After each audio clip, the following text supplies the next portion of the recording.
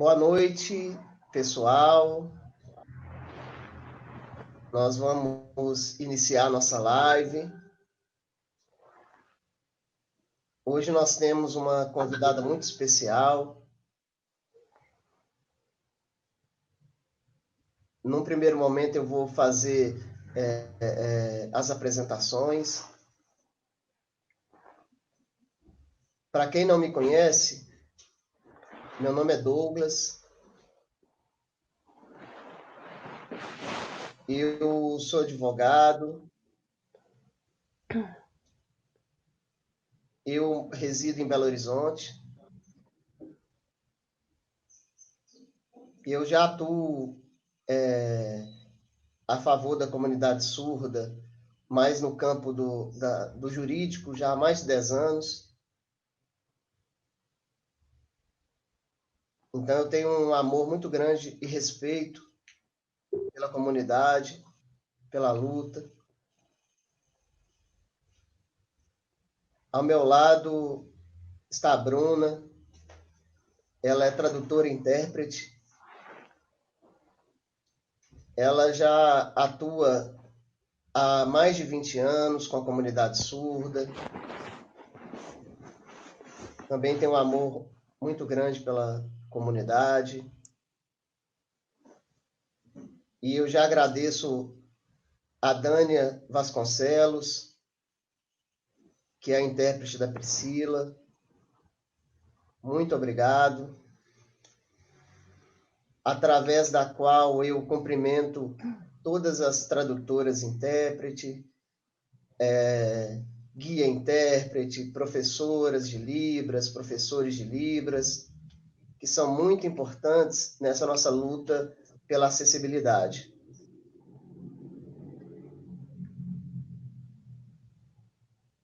Agradeço muito a Priscila Gaspar por aceitar o nosso convite. Eu sei que a agenda dela é bem sobrecarregada, porque o trabalho lá é praticamente os 7 dias na semana, não tem tempo para absolutamente nada, é muita responsabilidade nas mãos dela.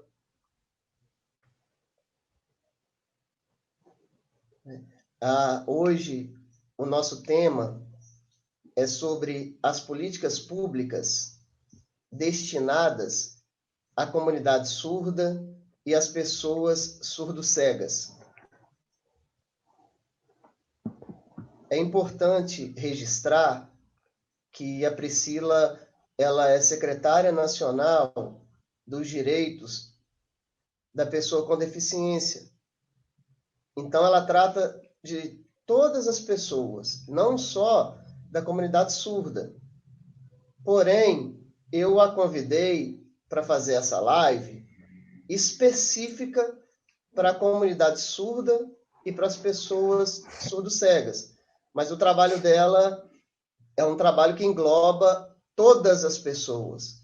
Então, em uma outra oportunidade, nós podemos tratar de outros assuntos. Mas hoje, para quem está chegando, nós vamos focar mais na comunidade surda, né? Nada impede da gente tratar também de outros assuntos. Eu vou passar a palavra para Priscila Gaspar e eu aproveito para pedir a ela para contar para todos nós um pouco da trajetória de vida dela, até chegar a esse cargo de honra que Deus colocou nas mãos dela de secretária nacional dos direitos da pessoa com deficiência. Então, a gente quer saber um pouco da sua história, da sua qualificação. Quem é Priscila Gaspar?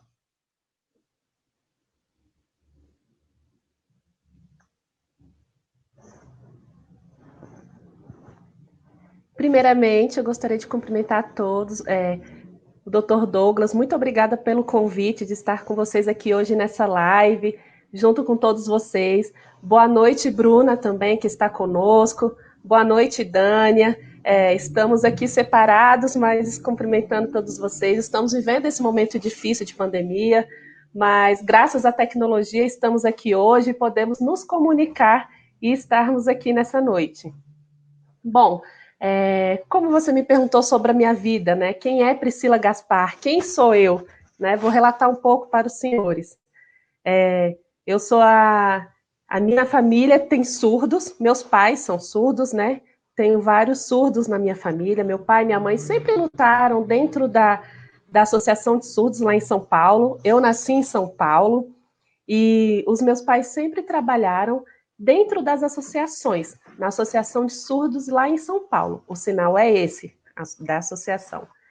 E os dois sempre estiveram lutando, sempre estiveram ajudando outras pessoas surdas. Então eu convivia nesse cenário desde pequena. Eu sempre estava na associação. Era como se fosse minha segunda casa, a Associação de Surdos. E lá eu tinha contato com vários outros surdos, diferentes surdos. Tinha surdos lá que também tinham algum problema visual, porque naquela época a gente falava que era um surdo e também cego. Depois de um tempo, a terminologia foi mudando e o sinal, e hoje usamos esse sinal para a pessoa surda cega, né? Então, isso foi evoluindo também. E esse sinal mostra a identidade dessas pessoas que são surdas cegas, porque eles agora também estão começando a lutar pelos seus direitos, porque até então não era assim, porque tinham mais dificuldades, inclusive a dificuldade de aceitação da questão da surdez e do problema de visão. Então, com o tempo, eles foram entendendo suas identidades. E hoje eles estão lutando bastante para que tenham seus direitos garantidos dentro da sociedade também. É uma luta recente, as dos surdos cegos, e eles estão ganhando visibilidade. Então, mais para frente eu retomo esse assunto do surdo cego e agora eu vou voltar a falar de mim. Bom, então eu participava da Associação de Surdos e ali eu aprendi muitas coisas. Eu aprendi a como ser líder, né? Como me tornar uma líder, porque eu via os surdos adultos com dificuldades em diferentes contextos, né, relacionados à comunicação.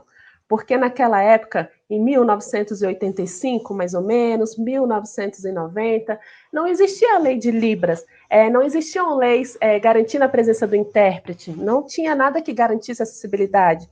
Então era bem complicado. Então os surdos sofriam bastante naquela época. Sofreram muito mais do que nós hoje. Era uma realidade diferente. Então eu fui aprendendo naquele contexto e aquilo foi me dando uma vontade de liderar mesmo. Então já enquanto adolescente eu comecei a fazer divulgações, comecei a fazer atividades culturais relacionadas ao teatro na associação. Então o teatro me dava prazer e assim eu ensinava outros surdos. Então, uma vez ou outra no final de semana nós fazíamos isso, a gente se encontrava, porque os ouvintes eles tinham acesso a tudo, as peças teatrais para assistir. Então, nós criávamos nossas próprias peças para que a gente pudesse estar ali com os surdos. E assim a gente tentava chamar os ouvintes para participarem juntos também. Tinha intérprete homem, tinha intérprete mulher, para que pudesse fazer a versão voz das nossas peças no teatro. Então, todo o nosso trabalho sempre foi voluntário, ninguém ganhava nada ali dentro da associação, mas estávamos ali participando por prazer, para mostrar e divulgar a identidade das pessoas surdas e mostrar a língua de sinais e a cultura surda, para que todos entendessem. Então, a gente se encontrava no domingo para bater papo, para conversar, e isso foi muito importante. E com o tempo eu comecei a crescer e eu comecei a ensinar Libras para os pais dos surdos. Eu tinha 16 anos, então eu comecei a ensinar Libras porque muitos pais não entendiam para que aprender Libras. Então, muitos pais tinham seus filhos surdos, mas não sinalizavam. Então, existia essa dificuldade muito grande, porque não tinha aquela comunicação, muitas vezes não sabiam seus nomes, sua idade. Então, assim, eu fui ensinando muitas coisas para aqueles surdos também. Então, eu comecei a perceber que era necessário ensinar Libras para os pais daquelas crianças. E ensinar para as crianças também para que elas pudessem se desenvolver. E assim eu decidi fazer pedagogia.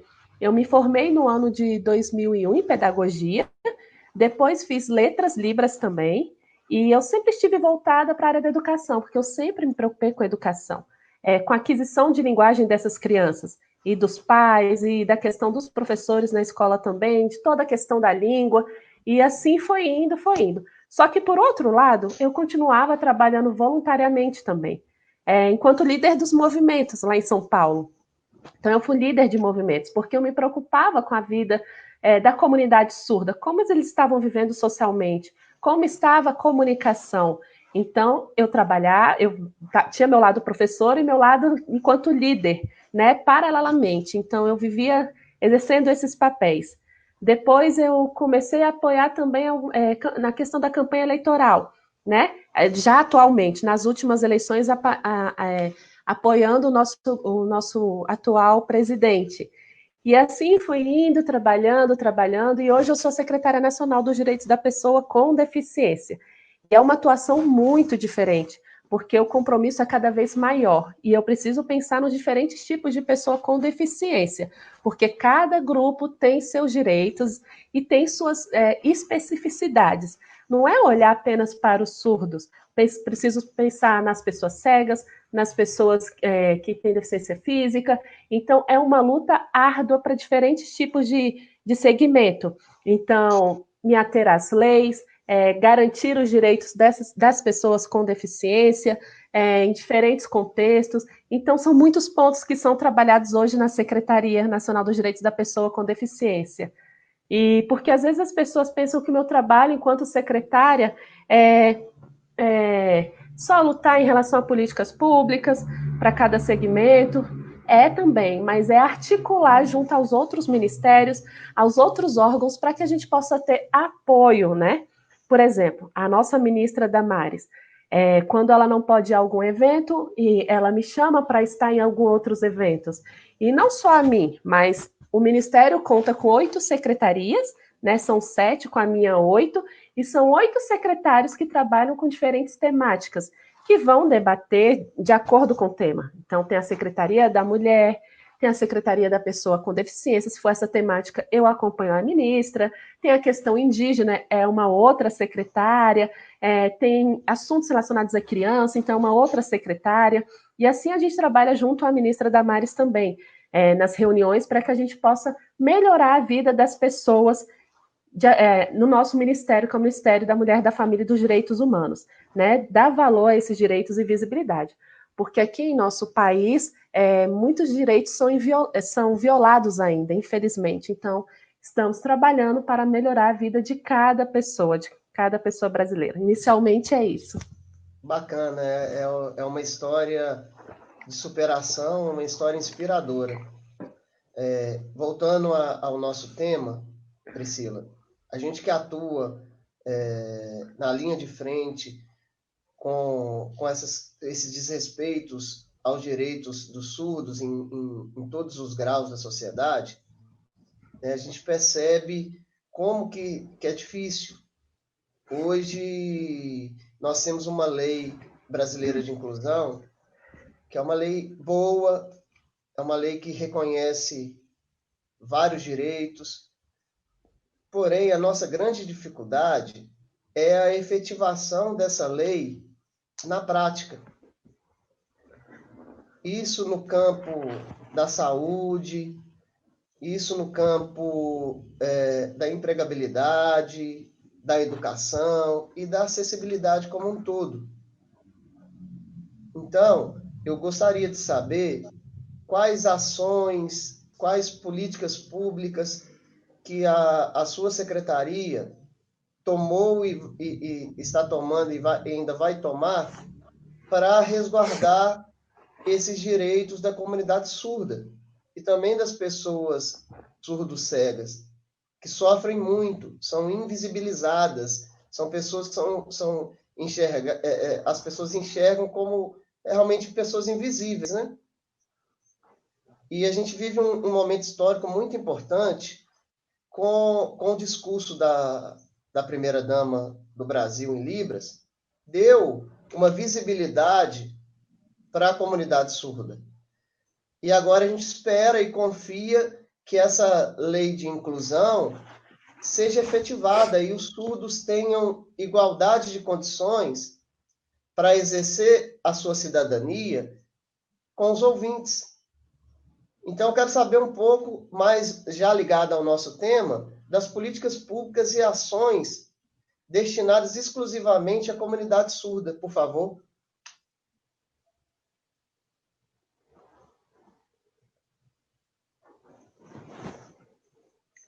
Bem, a LBI, a Lei Brasileira de Inclusão, foi aprovada no ano de 2015. Então, esse ano ela completa 5 anos. Em julho ela faz 5 anos. É uma lei relativamente nova. E dentro da LBI existem diversos artigos que ainda precisam ser regulamentados. E como resolver essa questão? Bom, no ano passado, logo que eu assumi a secretaria, logo que eu assumi o cargo, foi criada uma portaria do MMFDH, do Ministério da Mulher, da Família e dos Direitos Humanos, que é o ministério no qual eu trabalho. E esse ministério é responsável pela LBI, pela regulamentação, pela articulação junto aos outros ministérios, para que assim os artigos sejam regulamentados. Então, existem vários artigos que a gente ainda está no processo de articulação. Não é tão simples assim. Vou mostrar um exemplo para vocês. Vou mostrar em relação a um artigo. Artigo 67, por exemplo, da LBI. O 67. Lá fala em relação à acessibilidade para as pessoas surdas e também para as pessoas cegas. E esse artigo está ali, e ele é um artigo pequeno, e que fala sobre a questão da legenda nas televisões. O outro fala sobre a questão da janela de intérprete de Libras. E o terceiro ponto é a questão da audiodescrição para as pessoas cegas, certo? Então está isso no artigo 67. Parece simples, apenas 3 itens. E precisamos regulamentar. Mas como isso? Então nós precisamos esclarecer como é a legenda adequada, quais leis já existem, quais são as normas da BNT, para que a gente possa regulamentar de maneira correta, para que seja favorável para todos, né? E para que os estados cumpram também.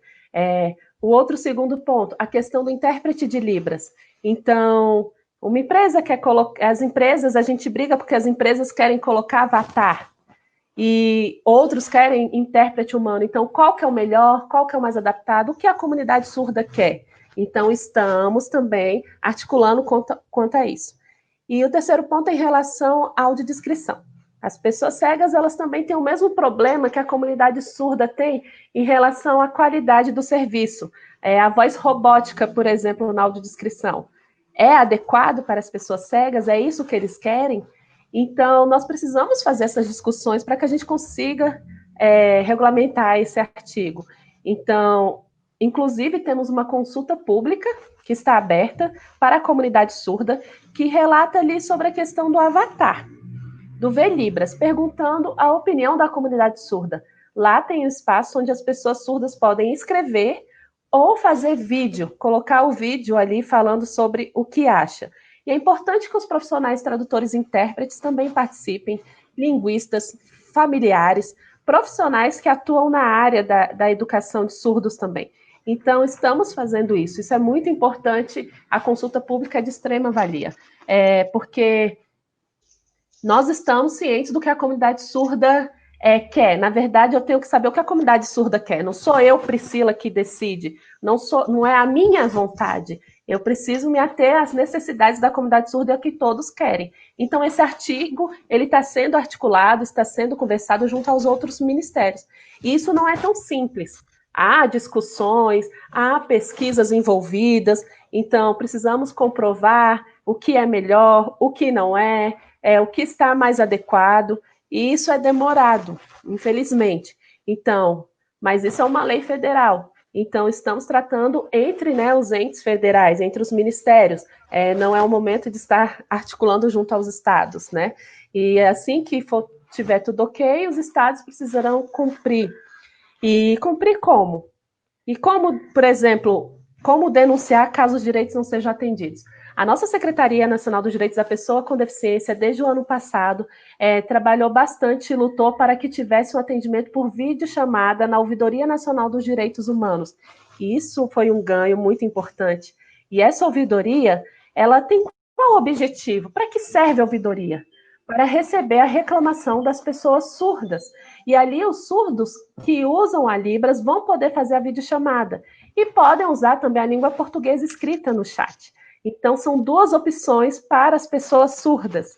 Então, e lá na ouvidoria, os surdos começaram a denunciar, e ali vamos ter os dados das pessoas surdas que estão sendo violadas, tendo seus direitos violados, sofrendo violência, quem não está cumprindo as leis. Então, agora o surdo vai poder fazer a denúncia na sua própria língua, é simples, e assim saberemos de dados, seja na área da saúde, seja em outros contextos. Então, a LBI fala sobre a contratação de intérpretes. Então, assim, o surdo não tem acesso, então denuncie na ouvidoria. A área da educação está com algum problema? Então, fale também, denuncie, porque a gente não consegue saber tudo o que está se passando por aí. A ouvidoria serve, é um espaço de denúncia em relação à violação de direitos. Então, assim, é importante que o surdo use. O surdo vai ao banco e não tem acessibilidade. A lei garante a acessibilidade. Então, vá à ouvidoria, denuncie. Então, isso é um grande passo que nós conquistamos desde o ano passado, porque o surdo sempre tem limitações, sempre tem barreiras, às vezes querem ir ao Ministério Público, mas não há intérprete, não sabem como denunciar, tem que ser por e-mail, mas tem a dificuldade da língua portuguesa, como fazer? Agora não. Agora existe a possibilidade da videochamada. E dentro da ouvidoria, existem dois espaços diferentes que eu gostaria de explicar para os senhores. Tem o Disque 100, certo? Que os ouvintes chamam assim, que é em relação à à violação dos direitos humanos, jovens, adultos, homem, mulher, qualquer pessoa pode usar. E temos também o Ligue 180, que é o outro número também que é voltado para a violência contra a mulher. Então, as mulheres surdas vão poder denunciar. E violência de diferentes maneiras: violência verbal, violência física, violência sexual, perseguição, abuso, estupro. Então, os diferentes tipos podem ser, seja dentro de casa, em qualquer outro lugar que acontecer isso. Então, pode ter a denúncia. E lá tem esses espaços, né, os dois tipos de denúncia. Então, você pode denunciar colocando o seu nome, mas existe também a questão da denúncia anônima. Então, esse tópico também. E que algumas pessoas querem se preservar, tudo bem, não tem problema. Pode fazer denúncia anônima também.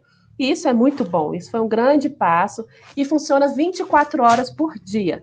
Tem tradutores e intérpretes ali e é muito importante. E eu não posso avaliar a ouvidoria sozinha, eu peço que vocês surdos também olhem e se tiverem dificuldade de acesso, se tiverem dificuldade com a qualidade de profissionais, de repente, uma coisa ou outra, vocês que vão me dizer, vocês que vão avaliar esse serviço também, porque eu estou aqui para melhorar a vida das pessoas surdas. E agora é o momento de cada um, é o momento de vocês também, e no momento de se preservar e se defenderem.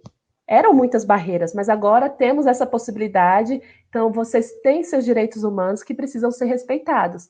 Então eu convido a vocês conhecerem a nossa ouvidoria e denunciarem.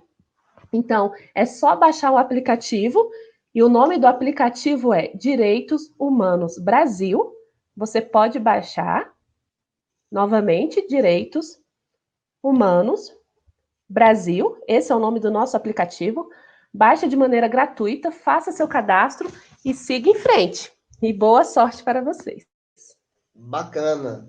É uma conquista a ouvidoria, uma iniciativa muito importante, que vai servir também para o governo federal ele filtrar os problemas para segmentar ali as políticas mais efetivas, né? Ainda tratando das questões da acessibilidade, uma situação que a gente vivencia muito é a falta de intérpretes nos hospitais, sejam eles hospitais públicos, sejam eles hospitais privados. A gente também percebe que alguns hospitais não deixam o tradutor e intérprete adentrar junto com o surdo.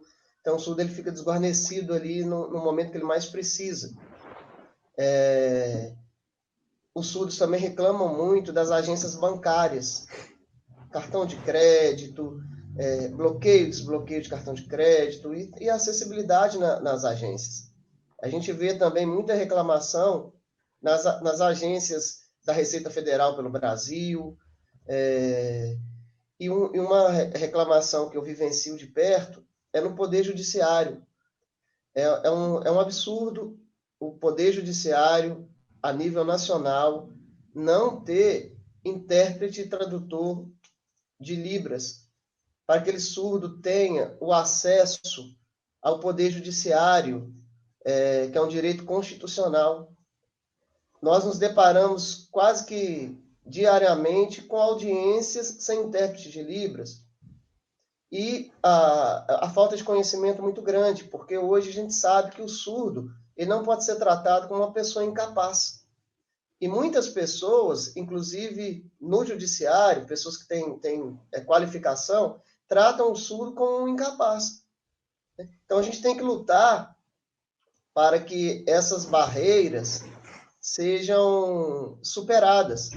E diante desses exemplos, eu pergunto, secretário, se tem alguma ação da secretaria ou do governo federal para que seja feito um convênio público a nível federal, estadual e municipal, para que pelo menos garanta nos órgãos públicos a acessibilidade.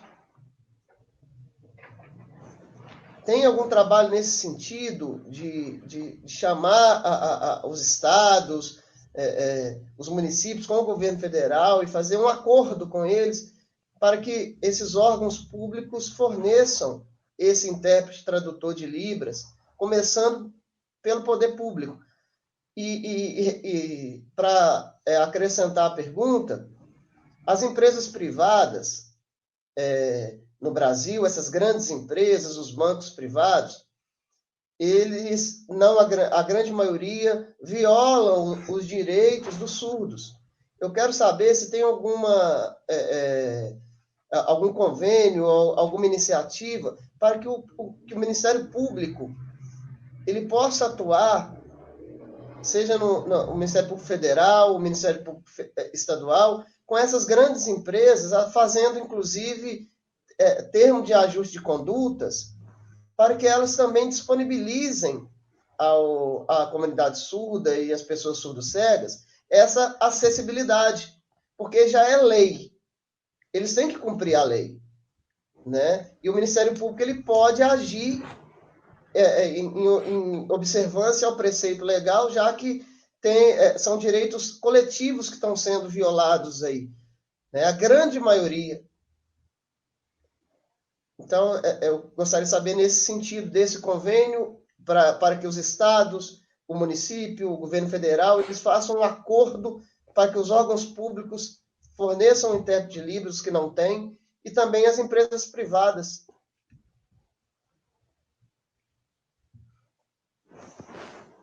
Ok. Voltando um pouquinho lá para o início, o senhor falou sobre a falta de tradutores e intérpretes nos hospitais, em que os surdos vão ali e não podem entrar com seus intérpretes quando eles têm.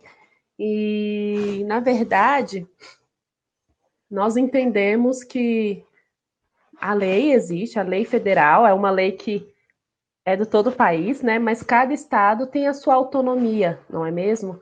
Então, dentro do estado, é necessário que a comunidade surda lute no seu próprio estado, né? E que mostre a lei e que mostre que há necessidade de ser cumprida. Porque em âmbito federal, a lei existe, a lei é criada, mas muitos estados não cumprem mesmo, não olham. Mas se tiver um Ministério Público Federal ali monitorando, né, é importante. O Ministério Público vai monitorar, mas como ele vai monitorar se o surdo não consegue denunciar, se o surdo não consegue apresentar sua demanda? Por conta da falta de comunicação, porque no próprio Ministério Público não tem intérprete, e é verdade, então, é muito complicado. E a ouvidoria foi criada pensando nisso também, com o objetivo de que os surdos reclamem, sabe? Para que a gente tenha quantitativo de denúncias, né? E dependendo do tipo da denúncia também, ela é encaminhada para o Ministério Público. Cada denúncia vai ser encaminhada de maneira, de acordo com a demanda. Então, assim os surdos, com essa ouvidoria também, vão começar a entender, aprender e ver que podem denunciar. E com denúncias, os órgãos vão ver que o surdo existe, porque até então o Ministério Público, né, sabe da existência do surdo, mas os surdos não procuravam, os surdos não denunciavam, então não tínhamos nem números para saber quantos surdos reclamavam e quais eram suas demandas. Então, vamos aguardar o movimento surdo em relação à ouvidoria, a resposta do Ministério Público quanto aos números que vão ser apresentados, e assim vamos conseguir a contratação de profissionais intérpretes. Então, é todo um processo. Temos que ver o que vai acontecer, é uma coisa de cada vez. Então, por exemplo, o Ministério Público Estadual também precisa da presença dos profissionais. Se ele recebe uma demanda do Ministério Público Federal, o estadual vai ter que resolver, vai ter que responder, né? E isso vai ser muito bom se a comunidade surda começar a acordar, começar a se movimentar e a entender sobre os seus direitos, e a entender sobre a necessidade de ter esses profissionais. Porque a lei já existe, a lei já está aí. Fala sobre a questão de ter intérprete em todos os lugares públicos. Isso já existe. Falta na prática, falta o cumprimento dessa lei. Só que o surdo tinha dificuldade da denúncia. E agora esse movimento vai ser iniciado, eles vão saber e vão começar a denunciar. E não é denunciar por mal. Denunciar significa educar também as pessoas, a sociedade, quanto à necessidade desse público, para que assim os surdos possam ser respeitados. Eu espero, sim, que os surdos conheçam a ouvidoria, para que assim a gente possa ter dados, para que assim a gente possa mostrar que o surdo sofre violência, que o surdo sofre abuso e que o surdo tem seus direitos violados. E agora ele tem onde denunciar. E isso vai ser muito importante. Em relação ao banco, o que o senhor falou, no dezembro passado, do ano passado, eu estive reunida junto ao Banco Central com a minha equipe e estivemos ali, e o Banco Central chamou bancos privados e bancos públicos para essa reunião. Foi uma reunião bem grande para que a gente pudesse discutir a acessibilidade. E ali naquela reunião nós percebemos sobre a questão do cartão de crédito, a isso, só que isso não é responsabilidade do banco, né? As empresas que cuidam do cartão de crédito que são responsáveis, né? Ali a gente pode articular e entender melhor sobre as diferentes demandas. E os bancos são responsáveis, por exemplo, pela conta, pelo cartão de débito, financiamento, são serviços diferentes, né? Mas explicamos ali sobre acessibilidade em relação aos surdos. O surdo vai assinar um contrato, não tem a tradução em Libras. Ele assina um contrato sem saber o que significa. Então, falamos da necessidade dos profissionais. E estamos em articulação para que isso melhore. Nós vamos retornar essas reuniões. Como todos sabem, estamos passando pelo período da pandemia, então as reuniões presenciais ficaram paradas, estamos fazendo reuniões virtuais, muitas vezes não é muito adequado, não é muito bom, às vezes as pessoas se cansam de estar virtualmente conversando, então, assim, presencialmente é bem melhor, mas estamos, sim, negociando em relação aos bancos também. E também estamos na luta para tirar o TDD, que até hoje está aí, que é aquele telefone antigo que era utilizado pelas pessoas surdas, né, que foi oferecido. Estamos nessa luta para tirar isso também da legislação. Estamos articulando junto a outro ministério, ao Ministério da Economia, e explicando que isso não dá mais. E no Ministério da Economia tem a Secretaria do Consumidor, e é lá que esse assunto é tratado. Estamos também articulando, já tivemos 2 reuniões, para que a gente tire essa questão do decreto do TDD. Então, precisamos levar estudos para saber o que vai substituir isso. E a nossa sugestão é a videochamada e o chat. As 2 opções, assim como conseguimos colocar na ouvidoria. Então, eles estão estudando as possibilidades para que isso possa acontecer. A ouvidoria vai ser um exemplo, já está sendo um exemplo também, para que todos olhem, as empresas, inclusive, vejam qual é a maneira adequada de lidar com o surdo. O meu sonho, na verdade, é que tenha uma ouvidoria também no Ministério da Saúde, para que os surdos possam acessar, falar suas demandas, um chat também, para que eles possam dizer. O meu sonho é que tenha ouvidoria em Libras em todos os lugares. E nos estados também, porque isso é muito importante para a pessoa surda, para que o surdo possa mostrar suas demandas. O surdo não tem onde reclamar, o surdo não consegue reclamar. Então, em relação ao banco, já falei. Eu respondi tudo? É porque você fez várias perguntas no mesmo momento, então não sei se eu respondi tudo. Respondeu. Então, pelo que eu entendi, a ouvidoria é um primeiro passo para logo em seguida implementar ações mais efetivas para que a acessibilidade seja realmente respeitada. Um outro ponto importante, Priscila, secretária, que eu gostaria de mencionar é no que diz respeito ao benefício de prestação continuada. Os surdos estão tendo muitas dificuldades com o BPC. Não tem acessibilidade para requerer. Então, é uma outra demanda que tem que estudar uma maneira para que esse surdo tenha acesso ao benefício de prestação continuada com acessibilidade. Tem alguma situação também nesse aspecto que a secretaria está estudando?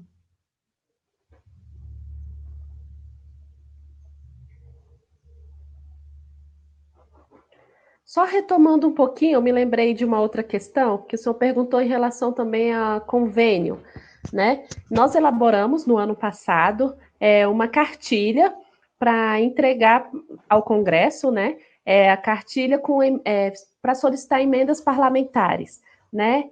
Para que a gente consiga de deputados ou de senadores uma verba para diferentes ações, seja nos estados ou municípios. E nessa cartilha, nós colocamos ali também um projeto em relação a cursos de formação para tradutores e intérpretes na área da justiça, na área jurídica e na área da saúde. Nós colocamos isso como meta nas emendas parlamentares, para conseguir verba para isso. Porque nós precisamos aumentar o quantitativo de cursos e de profissionais. Porque direitos humanos não é ligada à formação de tradutores e intérpretes, isso é o MEC. Só que nós estamos preocupados em como ofertar um melhor serviço, como qualificar esses intérpretes, porque aqui em nosso país nós temos poucos lugares que ofereçam curso de formação para esses profissionais.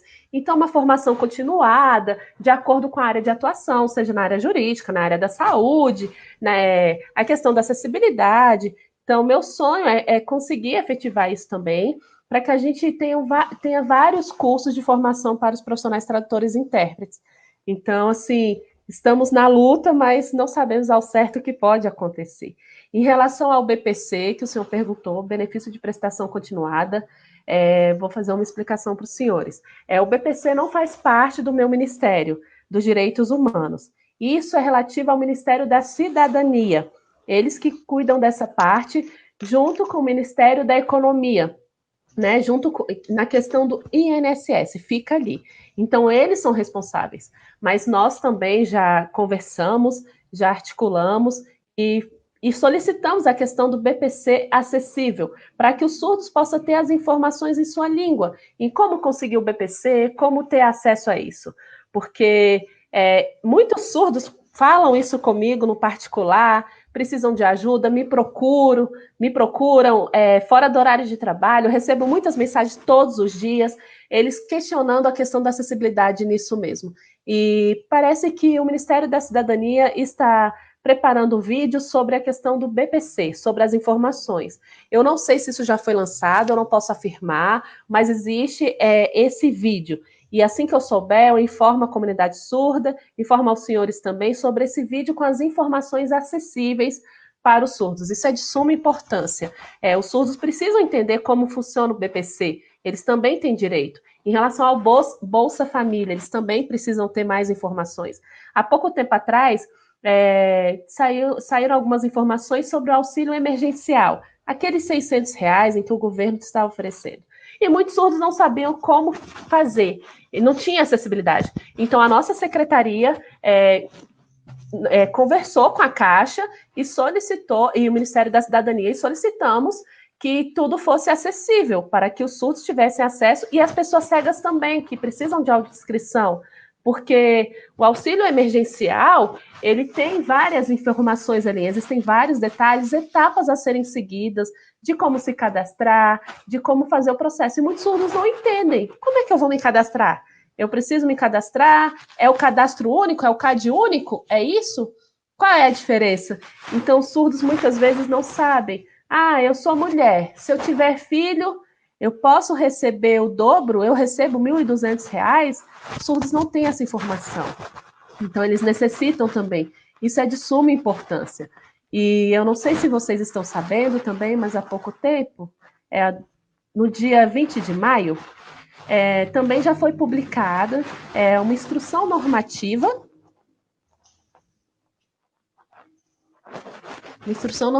no dia 20 de maio de 2020, e falando em relação aos órgãos federais, que, na verdade, é uma questão de como se fosse para educar as pessoas em relação à acessibilidade, exigindo acessibilidade com legenda, audiodescrição, libras nas campanhas, nas divulgações, na publicidade do presidente, dos ministros em seus discursos, né? Quando se estiverem fazendo discurso.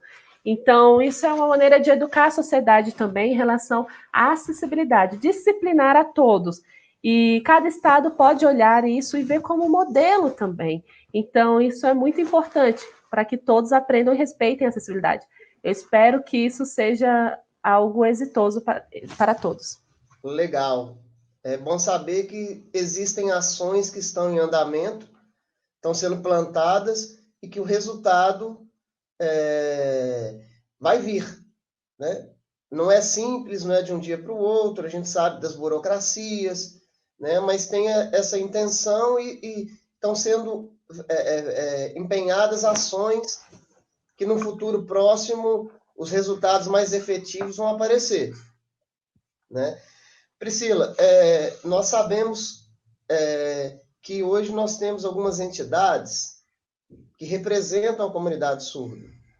Nós temos a FENEIS, que é a Federação Nacional de Educação e Integração dos Surdos, que faz um trabalho sensacional nessa inclusão do surdo ao mercado de trabalho, a questão social, a questão psicológica.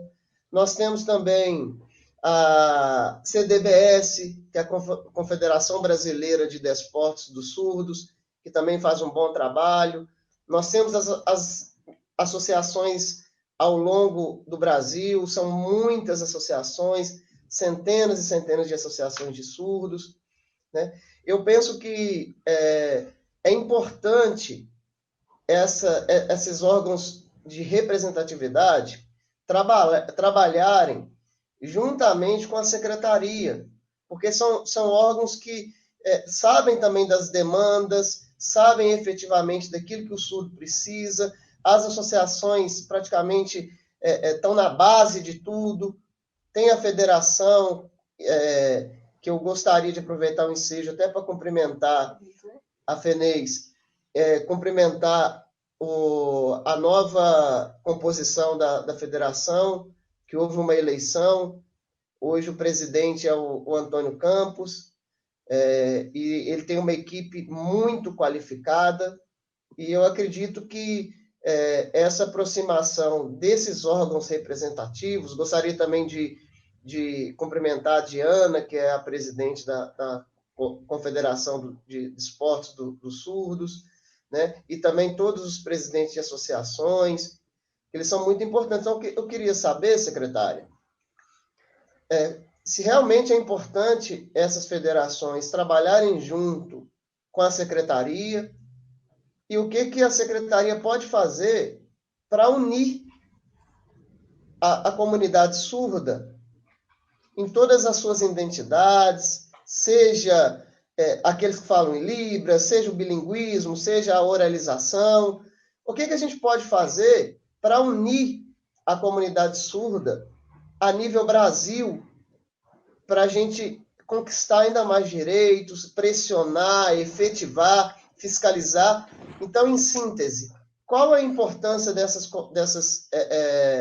órgãos representativos e o que a secretaria pode fazer para unir todos os líderes de todos os grupos, né? E ouvir essas pessoas também, que eu acredito que elas podem colaborar e contribuir muito para o sucesso na pasta na qual a senhora dirige.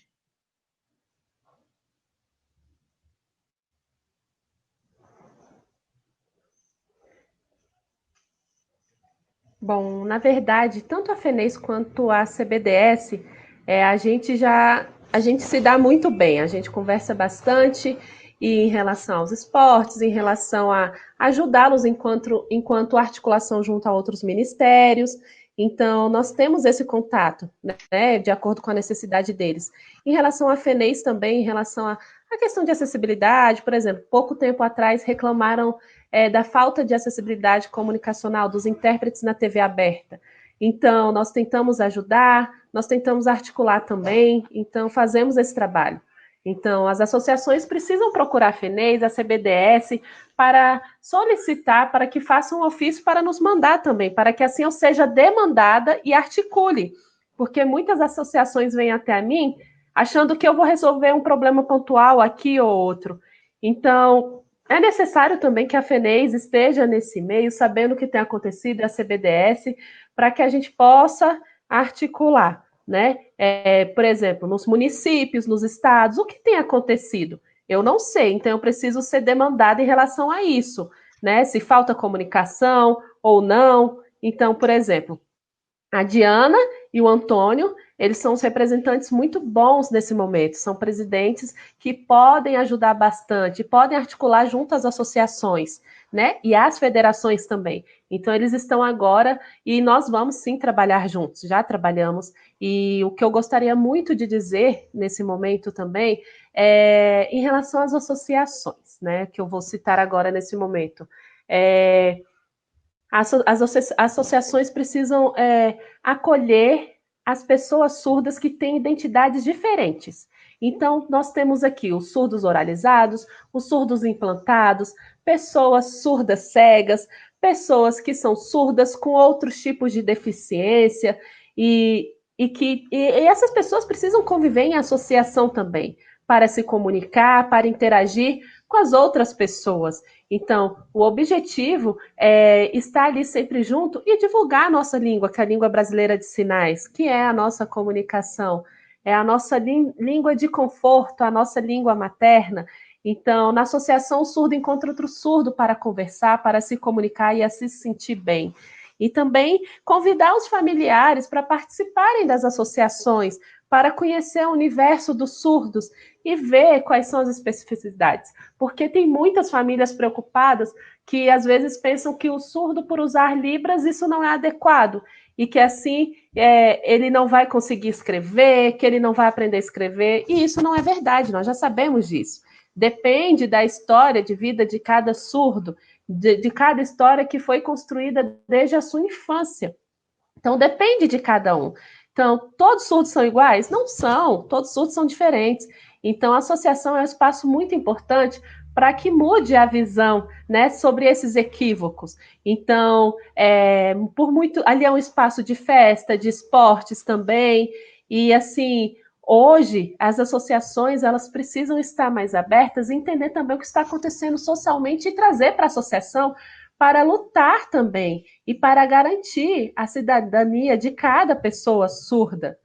Articular com a prefeitura, articular com os vereadores, a associação é muito importante. Solicitar apoio dos atores. Então, os surdos não têm informação, mas a associação é um espaço que pode ter isso. Então, eu espero que a FENES e a CBDS consigam incentivar e fomentar e renovar esses espaços, né? A minha vontade é que as associações cresçam e que a gente esteja sempre unido.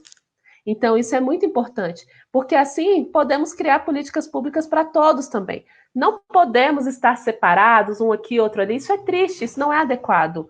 A política é feita para todos, então precisamos estar juntos, lutando juntos. Muito bom. É muito importante mesmo essa união, e é bom saber que a secretaria também tem uma visão na diversidade da identidade da comunidade surda, né? Priscila, agora eu vou fazer uma pergunta que ano passado, trouxe muita polêmica. A senhora foi bem criticada, a sua secretaria, o governo, referente à lei de cotas. Teve uma repercussão muito negativa em dezembro de 2019. Né? Então, eu gostaria que a senhora realmente falasse efetivamente o que aconteceu e, mais importante, eu quero saber como que ficou esse processo depois.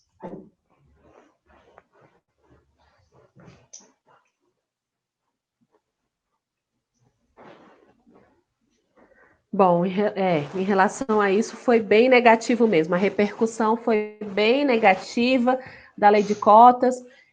Todos sabem o que aconteceu em dezembro do ano passado. Isso foi ruim para todas as pessoas com deficiência. Foi negativo, não foi adequado. Foi como se tivesse acabado todos os direitos da pessoa com deficiência.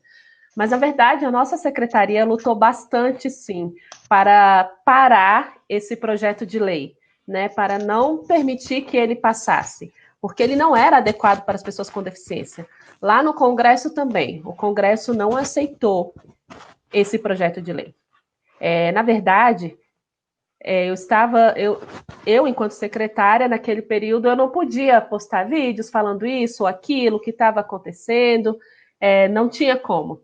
A nossa secretaria já tinha feito uma nota técnica esclarecendo todas as questões, né? E em alguns momentos não tinha interpretação do que estava sendo dita sobre uma nota que foi divulgada e não foi tão clara. Tinham colocado um avatar, então os surdos não tiveram acesso. Mas nós continuamos na articulação e pedimos para não ter mais esse PL. E assim criar um novo de acordo com as necessidades da pessoa com deficiência. Então, assim, todos ficaram, será que vai voltar aquele PL? Se vocês estão ansiosos, não vai ser daquela maneira, está tudo suspenso. Nós estamos trabalhando quanto a isso para criar algo novo, ou ver como era no passado, aquele projeto de leis. E tem o projeto de lei proposto pela senadora Mara Gabrilli. Então, esse projeto dela está ali, e a lei de cotas pegou só alguns pontos do dela e colocou. Então, nós vamos ver o que vai ser mais viável, né? Então, assim, para ver o que vai ser possível aprovar em relação à lei de cotas, né? Em relação à empregabilidade para as pessoas com deficiência. Foi um momento muito triste, foi uma repercussão muito negativa, mas a gente lutou sim, e a gente continua lutando para garantir os direitos das pessoas com deficiência, para que ninguém seja prejudicado. Por isso que eu estou falando para vocês, fiquem calmos, que estamos em processo ainda nessa questão. É bom saber, e foi ótimo esse esclarecimento, que a secretaria está atenta e que o próximo projeto vai atender efetivamente a comunidade surda e não retirar, excluir direitos. É muito bacana, é bom saber que a senhora, como secretária, tem lutado nesse sentido também. A gente, para quem chegou agora, a gente está indo para uma reta final, nós estamos fazendo a live com a Priscila Gaspar, que é a secretária nacional dos direitos da pessoa com deficiência. Hoje ela tem falado mais voltada à comunidade surda, mas ela trata de todas as questões para quem chegou agora e perdeu o início. Nós vamos agora para as últimas perguntas. A live está muito boa, muito esclarecedora, audiência muito expressiva. Que bom, graças a Deus. Priscila, um assunto muito importante é a questão da empregabilidade dos surdos. A senhora acabou de mencionar que foi um dos assuntos tratados no projeto de lei, que hoje está suspenso, foi barrado. Né? A FENEIS faz um trabalho muito interessante de inserção dos surdos ao mercado de trabalho através de convênios públicos com órgãos públicos, e ela treina esses surdos, insere eles ao mercado de trabalho em várias funções.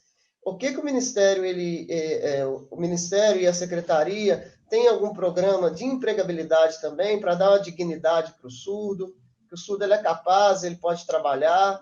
Tem algo nesse sentido? Tem alguma articulação com os entes com os entes federados, com o Estado, com o município, nesse aspecto? O que você tem a falar sobre empregabilidade? Então, vou explicar para vocês agora em relação à empregabilidade, como o senhor perguntou.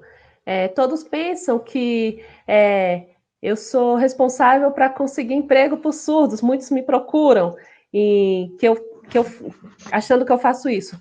Mas não é bem assim. Em relação à questão da empregabilidade, a Secretaria Nacional do Trabalho, que faz parte do Ministério da Economia. Então, eles são responsáveis por essa área. O nosso trabalho agora, o nosso objetivo é tentar saber quantas pessoas com deficiência estão no mercado de trabalho. Por exemplo, o IBGE, em 2010, mostra que aqui em nosso país, no Brasil, existem por volta de 45,7 milhões de pessoas com deficiência. Ok. E essas pessoas estão divididas em apenas 4 grupos, né? O primeiro grupo são as pessoas com deficiência física, o segundo grupo, deficiência visual, o terceiro grupo, deficiência intelectual, e o quarto grupo, surdos, né? Deficiência auditiva. Então, só que dentro desses 4 segmentos existem outros segmentos, né? Outros grupos de pessoas. E onde é que essas pessoas estão? O IBGE mostrou onde elas estão? Não. E o IBGE diz que apenas 1% das pessoas com deficiência estão no mercado de trabalho, né? Segundo esses dados. E quantos são cegos? Quantos têm deficiência intelectual? Quantos são surdos? Então, isso é o que nós começamos também a fazer um levantamento para saber como está a situação das pessoas com deficiência, para que assim a gente descubra a formação dessas pessoas, se são graduadas ou não, se tem formação técnica, ou se tem uma formação apenas de ensino médio, como está isso? Nós precisamos analisar para que assim a gente possa mostrar que a pessoa com deficiência precisa de cursos de capacitação, curso para que assim ele consiga um emprego, seja em empresa ou outros ambientes, para que assim a gente possa apresentar projetos para as empresas também, relativos às pessoas com deficiência. Então, por exemplo, tem a questão da deficiência leve, média e leve, moderada e grave. Então, assim, a maioria das empresas optam por pessoas com deficiência leve. E as pessoas surdas? Elas fazem parte da deficiência grave e muitos não conseguem emprego porque as empresas não estão preparadas para receber essas pessoas surdas. E eles acham trabalhoso ter um surdo em suas empresas, então eles não querem contratar surdo, não querem contratar intérpretes. São poucas empresas no nosso país que fazem mesmo a inclusão. São poucas pessoas que colocam surdos para trabalhar em suas empresas. E tem fábricas que aceitam sim os surdos na linha de produção, porque o surdo ele tem aquela atenção, então ele é bom na linha de produção. Mas é só isso que o surdo pode fazer? Existem surdos formados em diferentes cursos, mas eles estão aí sem conseguir trabalhar. Então, nós estamos tentando fazer um levantamento. É tudo muito inicial, mas estamos preocupados, sim, em como ajudar as pessoas surdas e as pessoas com deficiência como um todo, porque eles estão indo até as empresas, mas as empresas estão preparadas para receber a pessoa com deficiência também? É uma outra preocupação. Então, precisamos preparar a pessoa com deficiência e as empresas, né? Então, estamos em processo, né, em andamento também em relação à empregabilidade. Tudo é muito demorado, né? Mas estamos caminhando também e torcemos para que tudo dê certo. E isso faz parte do projeto Brasil Inclusão, a questão da empregabilidade. Então, assim, existem alguns pontos do Brasil Inclusão, mas a nossa prioridade é a avaliação biopsicossocial. Em outras lives eu pude explicar sobre essa questão, em relação a as pessoas terem um certificado e que diga quais benefícios ele terá direito. Então, isso vai ser muito importante. E também nós estamos tentando também, nós temos que fazer, na verdade, também o monitoramento das políticas públicas. Então, se o órgão tá ali, não tem acessibilidade. Então, assim, em relação às informações, cada órgão tem uma informação sobre as pessoas com deficiência. Nós queremos unificar essas informações também.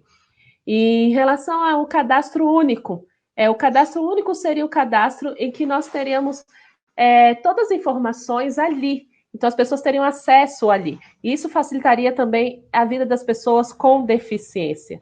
E tem também o campo da empregabilidade. Então, o Brasil Inclusão tem vários itens. Esses três que eu falei inicialmente são a prioridade.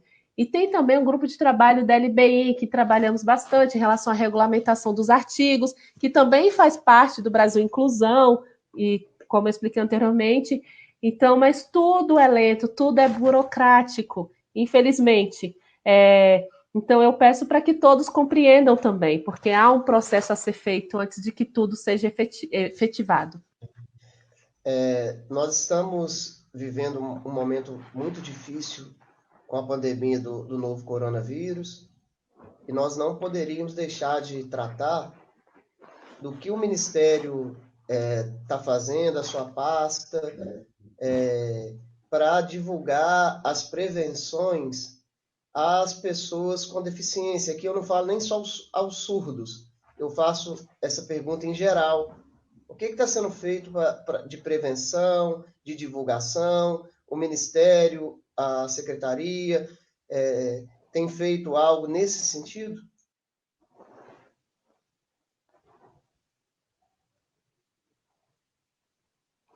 Bom, logo no início dessa pandemia, nós fizemos um vídeo com orientações em relação ao coronavírus para todas as pessoas com deficiência. Fizemos isso lá no início de tudo. Depois, nós começamos a conversar com os outros ministérios, com os outros órgãos, por exemplo, o Ministério da Saúde, né? Nós oficiamos o Ministério da Saúde solicitando atenção à acessibilidade para as pessoas com deficiência. E solicitamos também ao Ministério da Ciência e Tecnologia, o MCTIC, para garantir a acessibilidade, como tendo legenda, audiodescrição e intérprete na TV e também nas informações. Mandamos um ofício também para a ABERT, que é a Associação Brasileira de Rádios e TV, solicitando também para que a divulgação, para que as TVs, os canais abertos tenham acessibilidade, como Rede Globo, SBT, Record, todos esses canais, para que cumpra a acessibilidade. Então, nós criamos também cartilhas nesse período, e cartilhas online. E para quê? Naquelas cartilhas tem as informações de diferentes contextos. E todas as cartilhas são feitas em HTML, para que as pessoas cegas possam ter acesso. E todas as cartilhas também têm os vídeos em Libras e tem o texto. E as cartilhas são diferentes temas. Eu posso citar para vocês. Uma cartilha de orientação para os familiares que têm filhos com deficiência dentro de casa. Então, quais atividades fazer com essa criança nesse período? Uma outra cartilha é de como se prevenir em relação ao coronavírus. Então, assim, com dicas para os diferentes tipos de pessoa com deficiência. Também temos uma outra cartilha que é sobre perguntas e respostas para as pessoas que têm doenças raras, porque as pessoas com doenças raras fazem parte da Secretaria Nacional. Temos uma outra cartilha relacionada...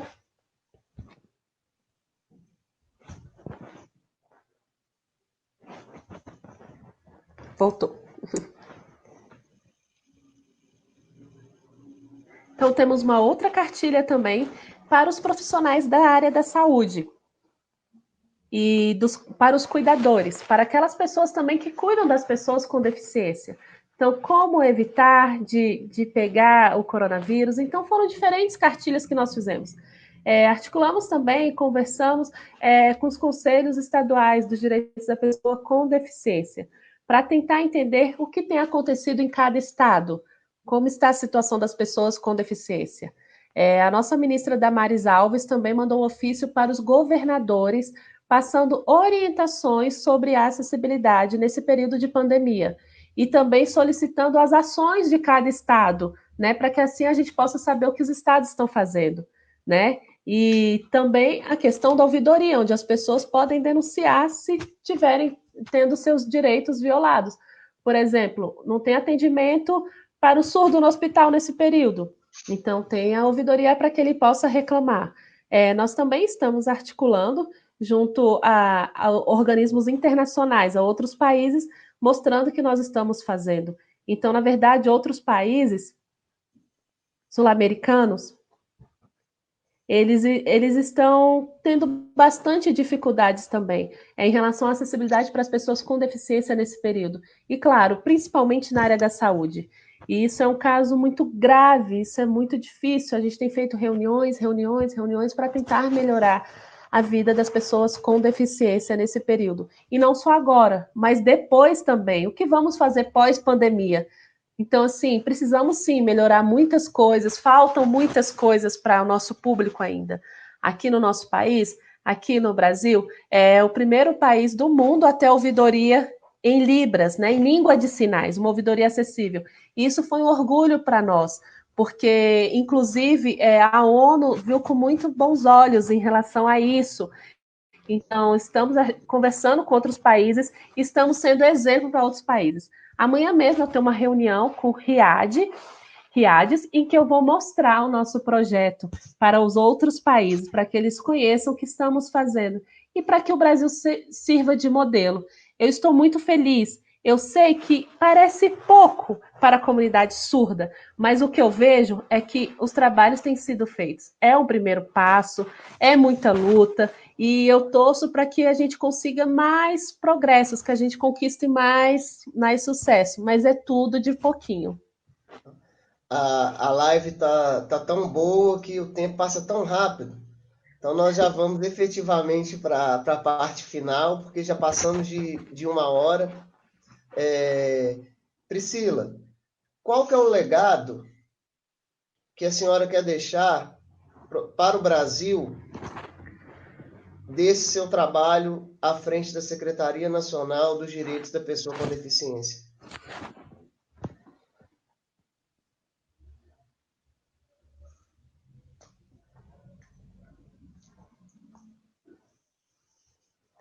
Bom, para mim é a aprovação da avaliação biopsicossocial. Esse é meu maior sonho, que isso seja um legado. E claro, acessibilidade para todos. São meus 2 maiores objetivos que eu anseio bastante e quero entregar para as pessoas com deficiência. A senhora quer fazer mais alguma consideração? Alguma coisa que nós não perguntamos? Alguma coisa que a senhora queira falar nas suas considerações finais? Fique à vontade.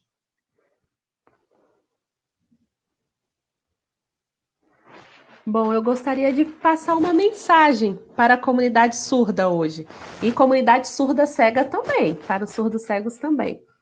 Em primeiro lugar, acredite no seu potencial.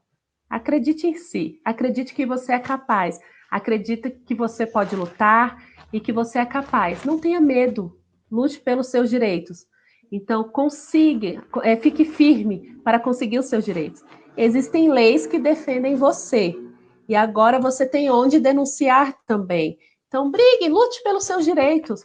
Fiquem firmes. Confie no seu potencial. Pense que as outras crianças surdas que vão vir no futuro. Então, acredite em você, acredite em seu potencial. Essa é a mensagem que eu gostaria de deixar. E boa noite a todos. Muito bem. Eu gostaria de agradecer a secretária nacional dos Direitos da Pessoa com Deficiência, Priscila Gaspar. Muito obrigado. Foi uma honra tê-la nessa live. Eu desejo todo o sucesso do mundo. Eu sei que é difícil. O que precisar da gente, nós estamos à disposição. E que Deus te abençoe, te dê tranquilidade, te dê sabedoria, Amém. para que a senhora possa cumprir essa missão que Deus colocou nas suas mãos. A senhora é um marco, porque é a primeira pessoa surda na história mundial a ter um cargo no alto escalão de um governo. Então, é uma honra de Deus, não é para qualquer pessoa. A senhora não está ali porque a senhora é surda, está ali porque a senhora é capaz, a senhora é qualificada, e eu tenho certeza que nós vamos colher bons frutos na sua gestão, com tranquilidade, com paciência, porque nós sabemos que nada é de um dia para o outro. Nós temos problemas históricos no Brasil e não vai ser de um dia para o outro que nós vamos resolver todos eles. Nós precisamos de te dar confiança, tranquilidade, para a senhora trabalhar e, ao final do seu trabalho, a senhora pode apresentar efetivamente tudo que a senhora fez. Nós estamos aqui também para fiscalizar, para cobrar, para ajudar, né? Então, conte conosco. Pode contar com a FENEIS também, com a Confederação. Eu tenho certeza que todos vão estar juntos com a senhora, te dando forças e ajudando nessa luta pela comunidade surda. Eu quero agradecer a Bruna, que ficou mais de 1 hora interpretando com a gente. Né? Deus te abençoe, Bruna, muito obrigado. Eu quero agradecer também muito a Dânia Vasconcelos, que foi a voz da Priscila, e parabenizá-la pelo trabalho que ela tem exercido frente à secretaria, né? Vocês, intérpretes, tradutores, vocês são muito importantes, né? Foi uma honra participar dessa live com todos vocês. Quero agradecer muito a todas as pessoas que participaram da live. Eu não vou falar nome para eu não ser injusto com um ou com o outro, mas a audiência foi espetacular, as mensagens, muito obrigado. Né? Que Deus abençoe todos vocês. Boa noite e até a próxima. E a nossa próxima live, eu pretendo fazê-la com a diretora do MEC, que também é surda,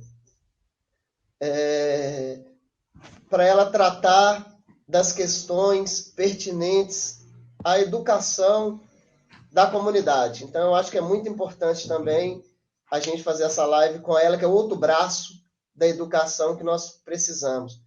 Parabéns, Priscila, parabéns a todos vocês, muito obrigado, Deus abençoe a todos. Até a próxima.